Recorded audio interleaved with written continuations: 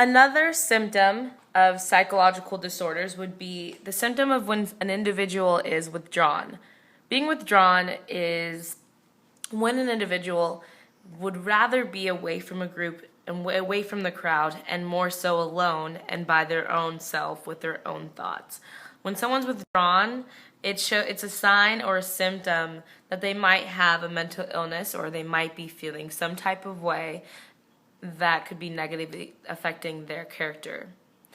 Another symptom would be when an individual is abusing drugs and alcohol.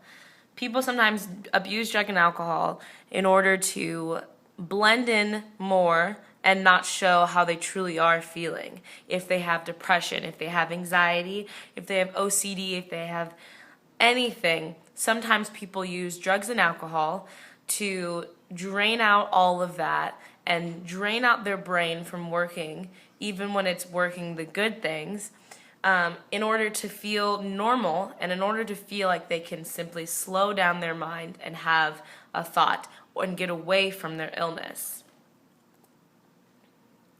Causes. One of the causes of mental illnesses or psychological disorders would be inherited traits. For example, schizophrenia. Schizophrenia is a psychological disorder, as I spoke of earlier, is one of the psychological disorders that can be inherited through genes and through traits.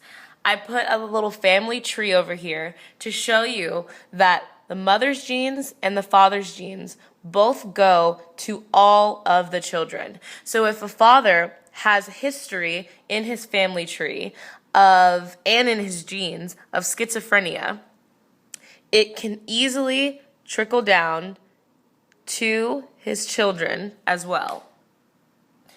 Another cause would be environmental exposures. Now, with these environmental exposures, I'm not only talking about after birth and when a human is learning its environment, but I'm also talking about before birth, when the mother is pregnant and has a child in her womb. When a child is in the womb, it can be exposed to different viruses from the mother or different toxins from around the mother, and also can affect the child's mental growth and mental health in the future. Other environmental exposures would be when going through life in general. You are exposed to different types of social norms and different cultures, and the way you perceive them can affect your mental state as well. Another cause is brain chemistry.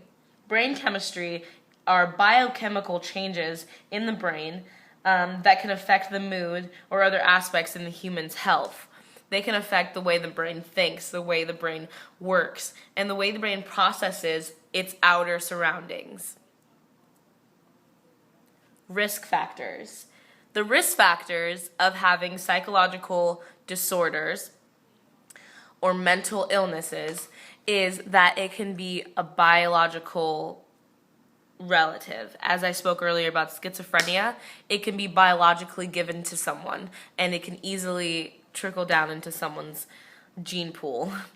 Another risk factor would be experiences in the womb. As I said earlier, if the mother of the child who's in the womb is exposed to different toxins or viruses around her while she is pregnant and or is abusing drugs or alcohol, she can affect the baby's growth, not only physically with his limbs and huge huge organs, but also with the baby's mind and the baby's mental development as well. Another risk factor would be stressful life situations. An example of a stressful life situation would be somebody's money. For individuals, usually money brings security, and if money is not necessarily as dependable as one wishes, it can cause stress, and that stress can lead to a mental illness like depression or anxiety or OCD. Another risk factor would be brain damage. Brain damage is something that happens a lot when someone is in an injury, a car injury, or something like that. It can affect them and make them have a mental disorder. One of the biggest ways that are now popping up in science and tests is football players, NFL football players, pro athletes who bang heads all the time, bang heads against shoulder blades, bang heads against knees, bang heads against the ground, force trauma to their head, are experiencing different types of mental illnesses now. And the studies are showing that that's because of things that are going on in their frontal lobe, which is the exact place where they have traumatic impact on a daily basis. Another risk factor would be when someone is abused or neglected. This kind of goes along with the risk factor that's right under it, unhealthy relationships. Throughout life, you can be put into unhealthy relationships or into situations where you are abused or neglected. These actions happening to you or around you can truly affect someone's mental state. They can affect the way someone perceives humans, perceives the world, perceives life in general. And this is why I put life as the picture, because risk factors are all within one's life. Test and diagnosis. A way to test that someone has a psychological disorder or mental illness can be very simple.